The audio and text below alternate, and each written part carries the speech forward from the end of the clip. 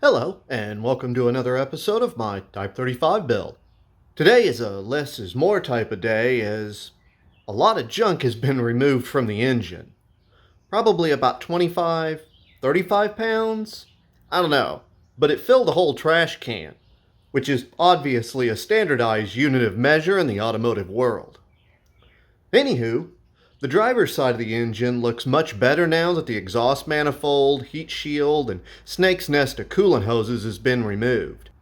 The pipe for the heater core return line and that silly backwards inlet housing are still hanging around, as are the fittings for the heater core outlet on the back of the motor.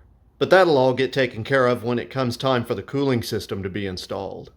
Also not making the cut were the power steering pump, AC compressor, and all their belts and brackets.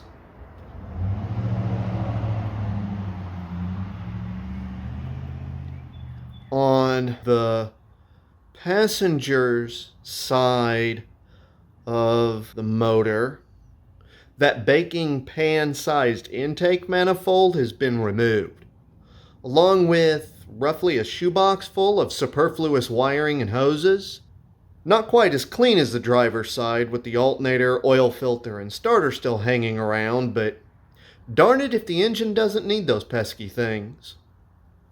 With the intake off, you can see the holes for the fuel injectors and the oblong intake ports. Such a funny word, oblong. Even with the starter and alternator and everything on this side, it'll still be a lot cleaner looking once it's done than when I started. Though, without the intake in place, the alternator is now the farthest thing hanging off the motor. It's still inside the hood line, but the wiring plug does sit over the frame rail, so probably look into a smaller cap for the wiring, and some whittling on the alternator bracket should bring the whole thing in an inch or so. Not that it needs it, but it's getting it. Something else that's cool is the motor actually fits inside the engine bay now. And with room to spare, so it's not hard when you take the intake and exhaust off the thing. You can also see how nicely the bodywork follows the frame rails, but that's just me bragging. Another cool thing is the motor mounts. Not that the wood blocks holding up the motor weren't awesome, but I kind of like these better. They were welded out of 1/4 inch plate and 3/16 square tubing that was cut and shaped and welded until, ta-da, motor mounts. I wasn't going for a show car style mount. This is supposed to be a sports racing type car, so the parts for it really should reflect that. The chassis side was fully welded, and then the engine side unbolts. They use a puck style rubber isolator, and I think they come out looking pretty snazzy. The transmission also got its own mount. Well, a temporary one, that is. It uses a GM-style transmission cushion, and the bracket's just been tacked into place to support the transmission for now. There's a lot converging right at this spot, so I'm waiting until the floor and seat panels are installed to see what I want this mount to look like, since it's actually going to be visible from the interior. I got a lot of ideas floating around in my head. Right now I'm thinking about turning the cushion so it sets lengthwise and then tucking all the brackets in to fit. Should make the whole assembly more compact and attractive, which will be quite a task.